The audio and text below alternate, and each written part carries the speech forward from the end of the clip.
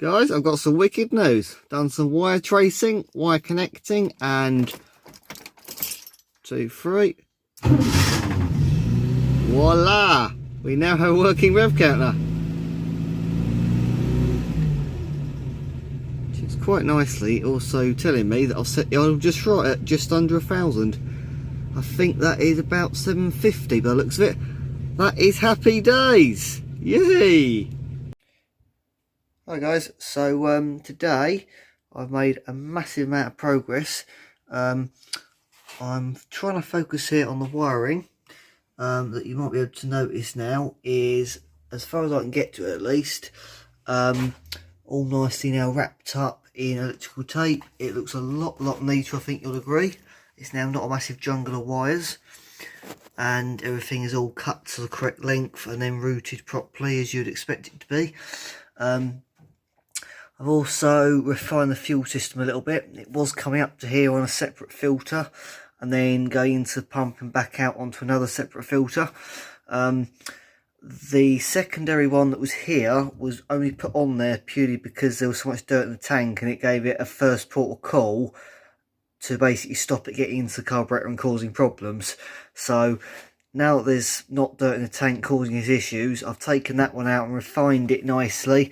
Just going straight into the pump now, straight out of here and straight into the carburetor itself. Because this is a smaller filter than your average throwaway one, it doesn't fit in a normal holder. So basically this is a cleanable one, and if you were to take it off, you can spin it apart and you can clean the element inside. And what I've had to do consequently is I've had a bit of right angle aluminium laying around. I've cut it to a rough shape, put a little slit in the back of it. See if it'll put a little slit in the back of it here. It's allowed me to bend it down, and I've located it on the rear rocker cover stud, and it's just provided a perfect little bracket to keep that filter on, so I know it's A, not rattling around too much, and B, just so I know it's not floating in mid-air doing whatever it wants to do. So yeah, it's now nice and refined, a lot more tighter.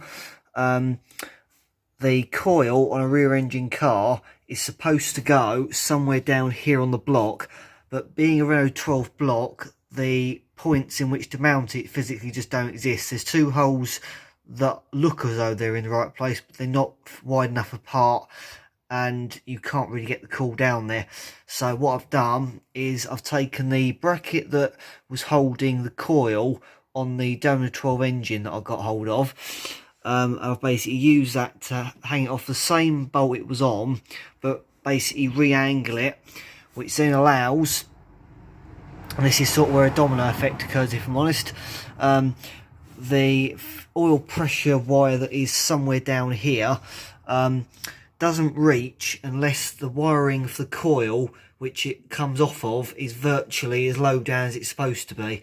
So what I've done is the oil pressure switch wire is now that one down here, and it now reaches as it's supposed to, and by the only way to do that is by basically lowering the loom, which is all the way down the back here, and to do that I've had to lower the ignition coil itself. So I've used that bracket which has nicely lowered it down a bit. I've seen plenty of cars have coils mounted at all different ridiculous angles, so I don't believe that should be any problem like that at all. And yeah, made all the wires the correct length, so they're now not jungled about like a good and like it was before. And now we've only got the amount of wires coming off the coil we need. We haven't got spares or anything like that, and there actually was one spare before, believe it or not. So this is the low tension side. We've got one going for the points, which is that one, and this yellow one here is actually one I freshly fed through today, which is for the rev counter in the front, which I found out today actually works. So I fed a brand new wire all the way front to back. I ordered it the other night on the internet, and by some version of utter pot luck it was supposed to get here next Thursday. It got here today, the next day, so I'm not complaining. Yeah, so I've put in a brand new wire all the way through, so I know it's all okay. I've re-crimped both of these so I know they're nice and fresh and well done. This side you've got the main feed going into the coil, and also the feed that goes to the alternator here for the exciter circuit on there. and then we've also got the wire that comes out of here, goes all the way across to this plug here, which used to plug into the old regulator for the dynamo. And all I've done is just connected the thing up, double backed on itself, connected it up. I've just taped it on all the way around, so it looks as nice and neat as I want it to. So yeah, really happy with what I've done today. Oh, and also, if we look down here, this belt might look quite new, and that's because it's brand new as of today. Now basically, if I grab the old one off the floor, if I can grab it, or should I say reach it, here we go. So here is the old belt, which was, if I can find the length of it now, bet you I can't, there you go, 1275mm. Now basically, at the time when I got that belt, I was frankly a bit desperate looking for anything I could get that would fit this setup, because the trouble is, we're using a Super 5 alternator setup, but the pulley offset on this water pump is different to that of a Super 5, and therefore you got to have a longer belt to compensate for it. I had a guesstimate, and it was around the 1275 mark, so I got that belt. It turned out to be so long, I had to put all sorts of spacing between the alternator bracket down here in the block, and then also up here on that bracket as well, to get enough push outwards to be able to take the extra bit up.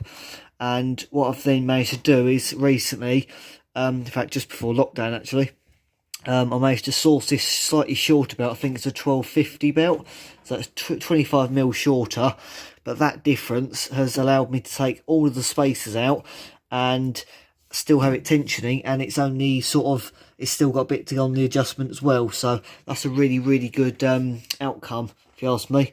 That's really how it's supposed to be. So now I know exactly what length of belt it should be, and it should basically be the 1250 one. So I'm really happy with that. There was a bit of coolant that was really starting to bug me, because I kept topping it up and it kept losing it. And as we can see in here, which is the first thing I was checking, the oil itself is as fresh as a daisy as it's supposed to be.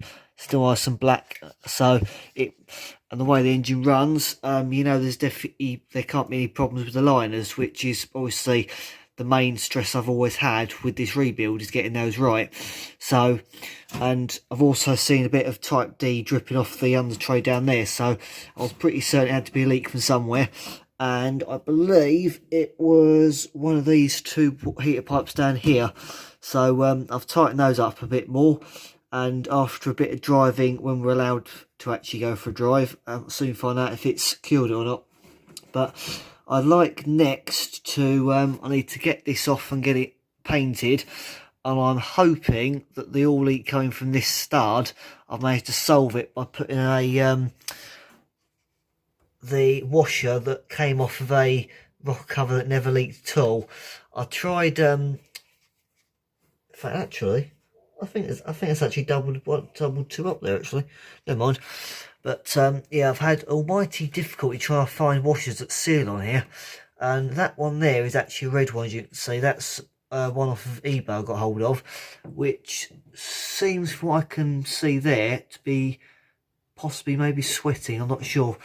But the back one here seems to be alright, so where I've put my little plate on, I've put a washer underneath and a washer on top to make doubly certain.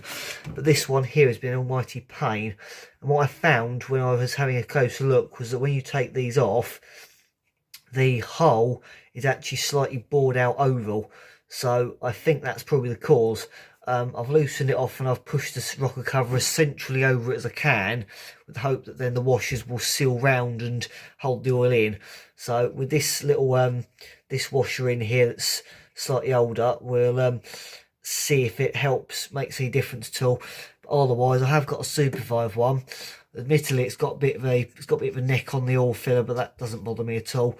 So if needs be, I'll get the Super 5 one I've got all cleaned up and painted, and I'll stick that on instead, because they have only got the nice circular holes, they're not all ovaled out. So yeah, I would use the Dome 12 one, but that's got the same issue on it. So whether it's an issue, whether it's the washers at fault, I'm not sure. But if we can try the washers and we can succeed with new ones, then bonus, we'll go for it. So yeah. And something else also done the king lead on this engine, at least, it was a really long one, because obviously coil up here, and that is supposed to have a set of terminals that go straight up, but obviously on startup day, that was the only spare one I had, and it was actually bought for the Mark 1.5. Consequently, everything obviously points out this way, so wires had to be a slightly bit longer. So when I put this new set of leads on, which I pulled out the same box as the distributor cap and the rotor arm for that matter, the old king lead wasn't quite long enough. So no, sorry, the new one that you can see now here wasn't quite long enough at the time, because it had to go all the way up here and it was really stretched. What I've since done is, where I've relocated the coil a bit lower, it's now virtually perfect length, I'd say. With that bending it there, it bends around just right. So again, just a little bit of refinement, but everything makes a little bit of difference, and I'm really happy with it now. I can now actually get to the dipstick, which is down here, without a great deal of difficulty, which beforehand was really driving me insane, because you'd have wires absolutely everywhere driving you utterly insane.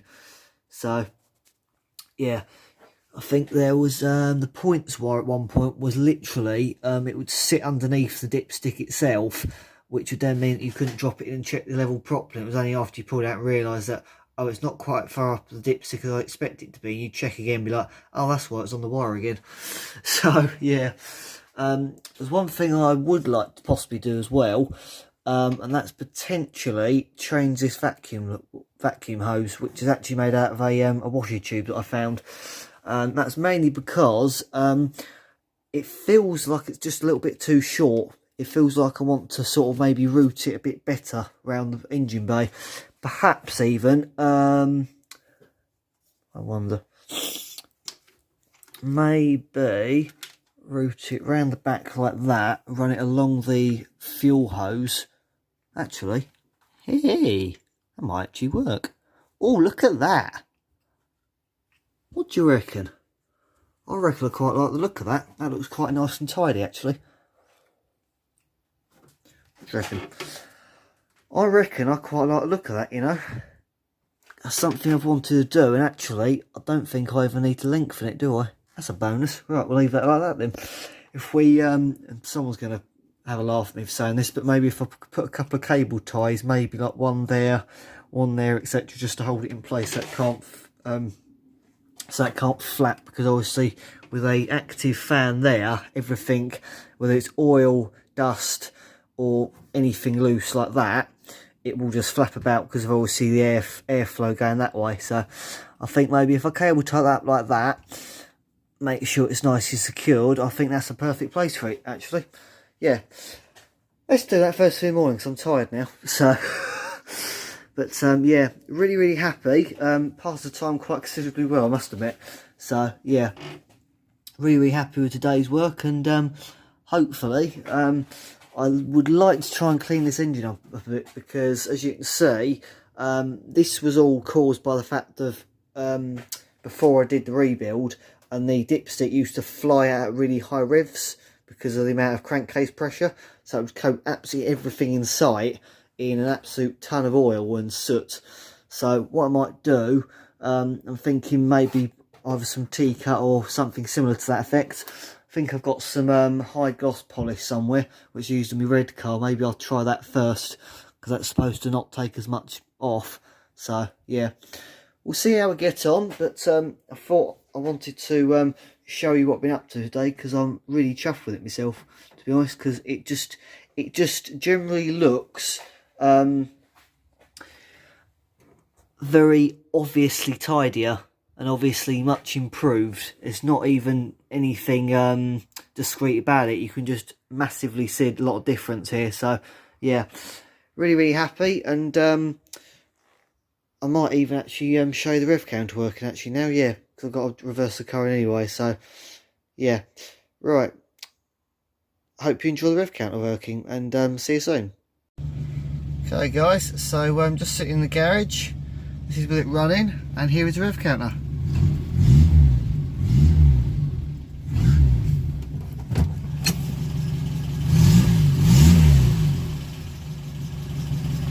So even idling at 750, it's exactly, if I'm honest, exactly where I like it to sit. So really happy. That's really good progress today. Really impressed. And another bit actually I've done is switch it off now. Ignore what the temperature gauge says because it's absolute rubbish. I can assure you now it's not running 110 degrees. Need to figure out why it's doing that actually, if I'm honest. So, right, if we get the damn thing to focus, there we are. This is our cigarette lighter, which we've wired in. I've taken it straight off the ignition switch, put a fuse in the line, job done. I might well put a relay in actually as well, just to be on the safe side. But that's basically just earthing it straight off the dashboard. And sorry purists, I have actually drilled another hole to go with the one that's already in the dashboard, so sorry about that. And also for this one on this side as well. So we've got the instrumentation we want to keep an eye on things. The one thing actually that really bugged me when I first got this was the fact that if I remember rightly, that light there is both coolant temperature warning light and oil pressure. Now I don't know about anywhere else, but I think that's just a slight bit daft. Because well, you don't want to lose either, because obviously oil's going to cause a hell of a lot of damage, and so is overheating. But to personally have it on one light just that seems a bit stupid to me, and that's exactly the reason why that light is not connected to the coolant sensor at all, because that one has got its own sensor that's in the hole where it's meant to be. So yeah, I fitted that one because I'd rather have a gauge than a light that comes on only when it's completely blown itself up. So yeah.